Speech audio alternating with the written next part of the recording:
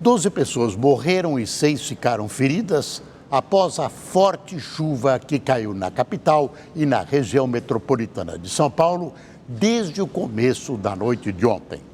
O repórter Ed Polo está em um dos bairros mais afetados na Zona Sul. Boa noite, Ed. Qual a situação por aí?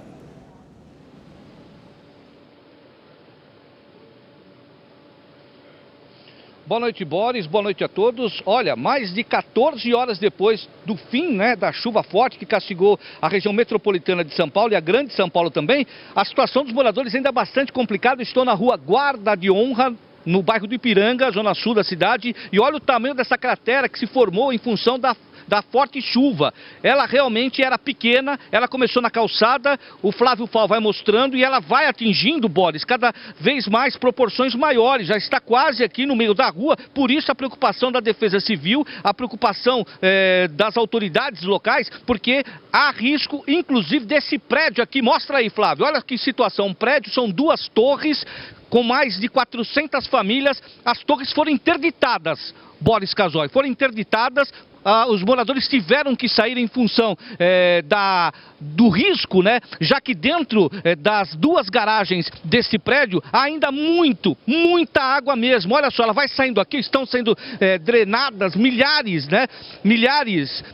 de litros de água e a situação é realmente bastante complicada. Olha só, as casas todas correm risco, foram interditadas pela Defesa Civil. Olha a calçada, os moradores perderam absolutamente tudo. Isso foi hoje cedo e aqui a gente vai mostrando, olha só, todo mundo indignado, tudo está aqui para fora das casas, os moradores aqui, muitos inclusive nem querem falar porque sabem que isso traz também o que, Boris? Traz também a desvalorização do imóvel. Então as pessoas evitam, mas nós estamos aqui nesse esforço de reportagem, mostrando aqui quem está com vontade de falar. Olha, sua casa ficou completamente... Destruiu tudo. Complicado, Complicado. E agora com prédios interditados, sua casa também correndo risco, o que você vai fazer? É tentar se levantar e com a ajuda do povo, e só isso, que não tem mais nada para falar. Difícil, Uma hora dessa é complicado de falar. Vamos nessa outra casa aqui também, o Flávio vai mostrando, enquanto eu vou te dando os números. Hoje, a quantidade de chuva em Ribeirão Pires, 172 milímetros. Em São Bernardo do Campo, 147 milímetros de chuva. Em Vila Prudente, 111. Parelheiro, Zona Sul, 107. Ipiranga, onde nós estamos, quase 100 milímetros. Significa, segundo o governo do estado, que choveu nesta noite 90% de tudo que tinha que chover, de toda a chuva que era para cair em março, ou seja, 160 milímetros e o normal seria 177. Então a situação aqui é muito complicada. Hoje o governador do estado sobrevoou a região de São Paulo, a região metropolitana, e acionou inclusive o gabinete, o comitê de gestão de crise, junto com secretários municipais, técnicos de segurança, técnicos da Sabesp, também do IPT, do Instituto Tecnológico de Pesquisa, enfim, porque precisa agora fazer uma contenção de emergência, porque muitas casas ainda não foram vistas, porque há água dentro dessas casas. Então a prefeitura vai cadastrar todos esses familiares para que essas pessoas possam ter um pouco de dignidade. Olha só que absurdo, tudo perdido. E hoje cedo o repórter Igor Duarte, ele acompanhou durante todo o dia o drama dessas famílias que perderam absolutamente tudo na Grande São Paulo. Vamos ver a reportagem. Vista Rio virou uma coisa só. Cê é louco, mano. Que é isso? A região mais afetada foi o ABC, com o transbordamento do rio Tamanduateí. O governador João Dória sobrevoou a região. Do alto, era possível ver carros que foram arrastados, casas destruídas e parte dos imóveis que sobraram. Na cidade de Ribeirão Pires, a chuva provocou o deslizamento desse barranco.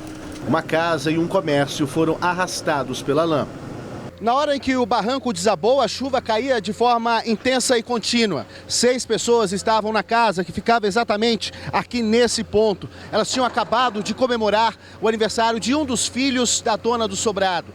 O aniversariante completava 22 anos e outras 3 pessoas morreram praticamente na hora. O carro de uma das vítimas ficou assim completamente retorcido. Tudo o que restou foram os destroços e o risco de outras casas desabarem. A gente escutou barulho. Assim que escutamos o estrondo, a gente correu e já viemos para ver se tinha vítimas. Aí gritamos, desesperado, mas ninguém respondia mais. A dona da casa e uma criança de 9 anos foram levadas para um hospital da região, mas não correm risco de morrer. 6 casas foram interditadas. Em São Bernardo do Campo, uma pessoa morreu afogada. Nesta churrascaria, funcionários tentavam salvar o que conseguiam com a água pela cintura. A cidade de São Caetano do Sul também ficou devastada. Este carro foi arrastado pela correnteza.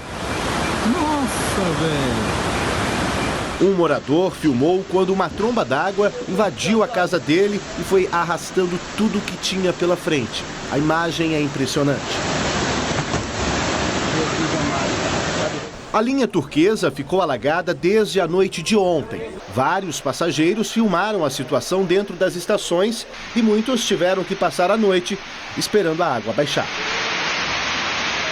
Hoje pela manhã, ninguém conseguiu embarcar.